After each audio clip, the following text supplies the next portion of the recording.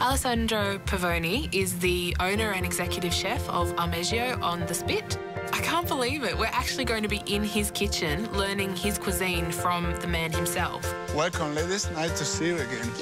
How are you? Very nice happy. To see you. Welcome to my restaurant, Ormeggio at the Spit. I'm Alessandro Pavoni, owner and chef of Ormeggio at the Spit.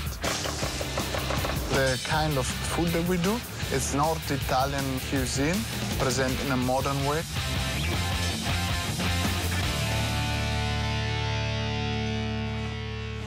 Northern Italian cuisine is the best in Italy.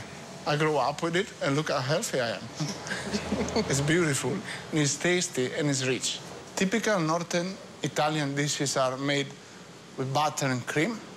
You have cured meats, you have filled pasta, and you get aromatic cheeses.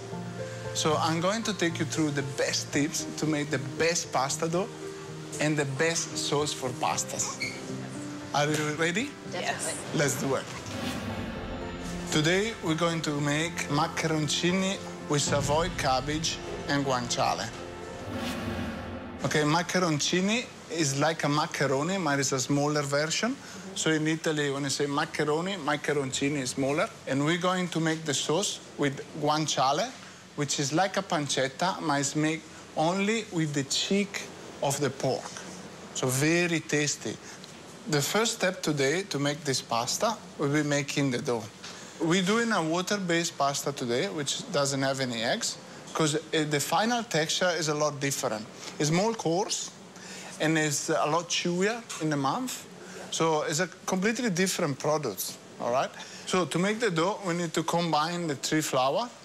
So 250 grams of 00 flour, 125 grams wholemeal flour, 100 grams of semolina flour.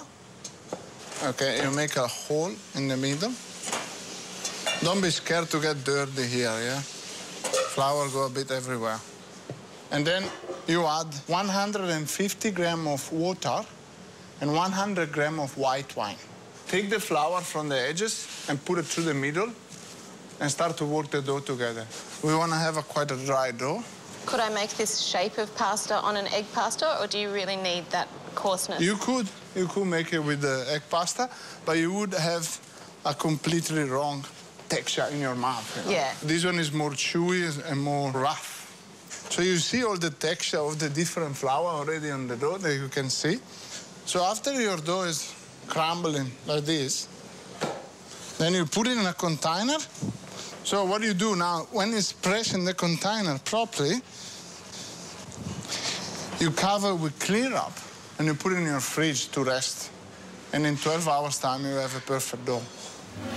So after 12 hours, this is the dough. See how wet it is now? You wanna come have a look at it?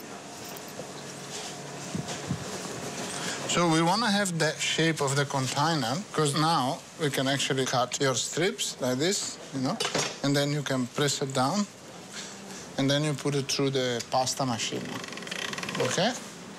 I wouldn't bend it, and I wouldn't use any flour in this process, because the balance of this dough is already perfect.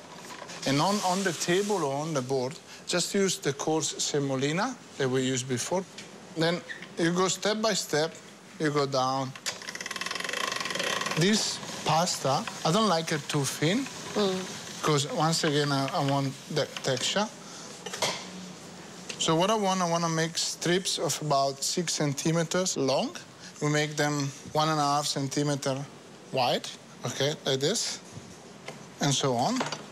Now, to the rolling process. I found this rod, which you find in a hardware shop anywhere, which make it easier in the process of rolling. I make this in my restaurant. No, me and my apprentice. So what you do, you press one edge and you pull. Then, with your fingers, you help it like that, all right? And then at the last bit, you press it a lot and turn it, all right? So what happens is, the little edge there, it become together because the pasta is still a little bit wet. Yeah. And it won't open in the cooking process. And then you leave it on the board or on the